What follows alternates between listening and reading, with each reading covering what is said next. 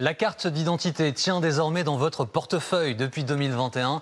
Elle s'est refait une beauté avec un format plus petit, similaire au permis de conduire. Et ça n'est pas la seule innovation de ce nouveau format, c'est un concentré de technologie. Roxane Sigula, Alice Mouchard et Frédéric Jolf ont eu accès à l'imprimerie nationale de Douai, où ces cartes sont fabriquées. Des images rares, c'est l'enquête de ce 20h. Toujours dans le sac, elle est sans doute la carte la plus importante de notre portefeuille. Précieux sésame pour passer un examen, voter ou encore retirer un colis. Mais en plus d'un siècle, elle a beaucoup changé. D'abord simple bout de carton, puis carte en plastique un peu encombrante. Aujourd'hui, elle est devenue un petit bijou de technologie. Un concentré de savoir-faire français.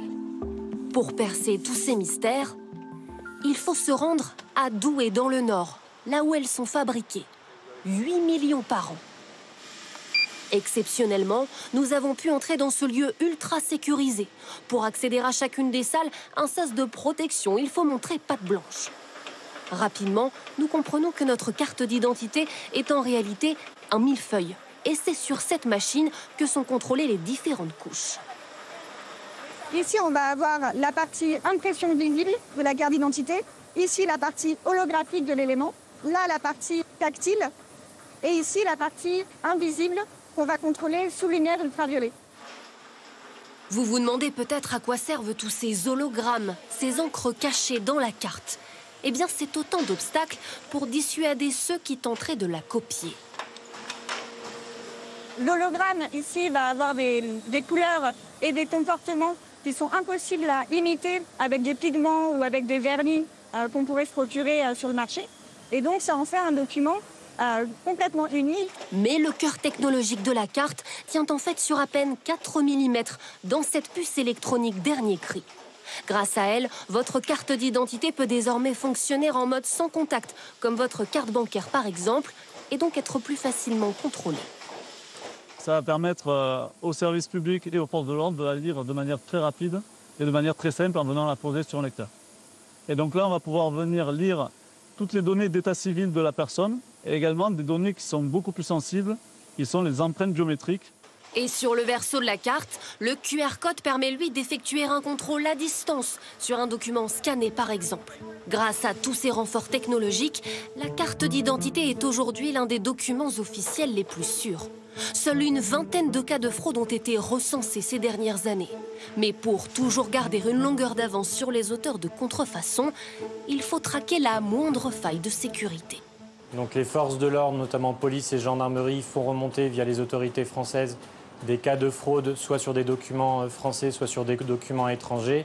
Et sur la base de l'analyse de ces fraudes, nos équipes de R&D viennent imaginer des solutions de parade. Des innovations en permanence pour plus de sécurité, mais aussi pour plus de praticité. Depuis quelques mois, plus besoin d'avoir votre carte d'identité dans le portefeuille. Vous pouvez la scanner et l'ajouter directement à votre smartphone. Voici maintenant une bonne nouvelle. Si vous faites partie des Français concernés, les services des impôts pourraient bientôt vous verser de l'argent. L'an dernier, vous étiez 16 millions. Les remboursements de trop perçus seront effectués les 25 juillet et le 1er août.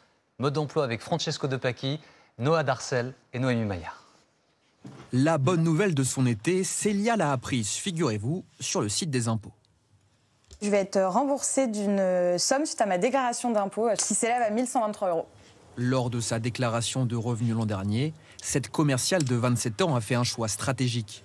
Payer un peu plus d'impôts chaque mois pour être sûr de ne pas avoir de mauvaises surprises à la fin de l'année, comme par le passé. J'ai souvent dû rembourser autour de 1 000 €, donc sur une fin d'année, c'est un peu compliqué et beaucoup à gérer. C'est plutôt cool parce que je me dis que c'est un budget supplémentaire que je peux prendre en compte pour mon été et en profiter sans forcément faire trop attention. Comme Célia, de nombreux Français vont bientôt recevoir un remboursement du Trésor public. De l'argent trop perçu que le fisc vous redistribue. 16 millions de personnes concernées l'an dernier, avec un montant moyen de 908 €. La somme sera versée ce vendredi ou le 1er août. Sont notamment concernés ceux dont la situation a changé en 2024. Mariage, naissance, divorce. Eva, elle, a changé d'emploi. Ma rémunération a baissé au cours de l'année, mais mon taux de prélèvement à la source était toujours le même. Ce qui fait que du coup, j'avais un trop perçu à hauteur de 400 €. L'indemnisation peut aussi intervenir lorsque vous bénéficiez de crédits d'impôt.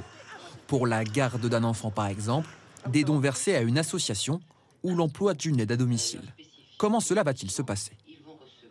Tous les gens qui ont renseigné leurs coordonnées bancaires sur le site des impôts reçoivent directement un virement sur leur compte bancaire. Pour les quelques rares contribuables qui n'ont pas rempli leurs coordonnées bancaires, ils vont recevoir un chèque de la Direction générale des impôts.